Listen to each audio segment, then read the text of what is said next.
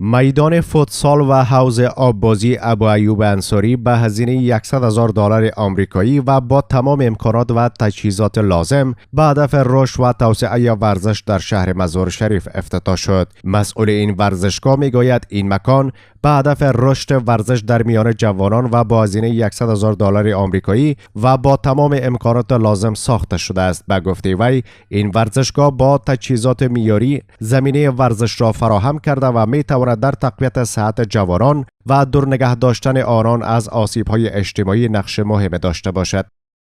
تقریبا کم و بیش که گفته میشه $100,000 هزینه شده و هدف از این است که جوانان به طرف ورزش رو بیارن. از اینکه کارهایی که بی خود وقت خود ضایع میکنن به هیچ کدام فایده ای نداره، به خود نقصان نرسانن، به طرف ورزش رو بیان، به ترقی وطن شود، ترقی دنیا و آخرتشان شود را ایجاد کردیم که جوانان ترقی بکنه.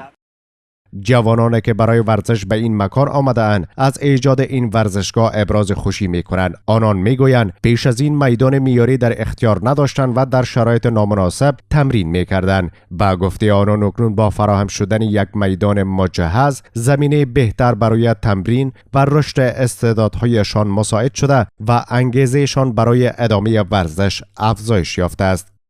بسیار خوشحال هستیم که میدان جور شده، چون امکانات خوب هم است. در این دور پیشا دیگه میدان هم نبود. ما بسیار خوشحال هستیم که میدان جور شده.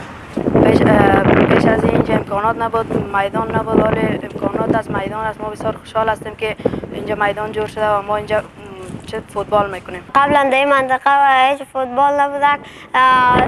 قبلی که این فوتبال افتتاح شده ما در اینجا میایم فوتبال میکنیم و بسیار خوشحال هستیم. گفتنی از این ورزشگاه با در نظر داشتن نیازمندی‌های جوانان ساخته شده و دارای میدان فوتسال معیاری، حوض آببازی مجهز، سیستم روشنایی، امکانات صحی و سایر تسهیلات ضروری می باشد.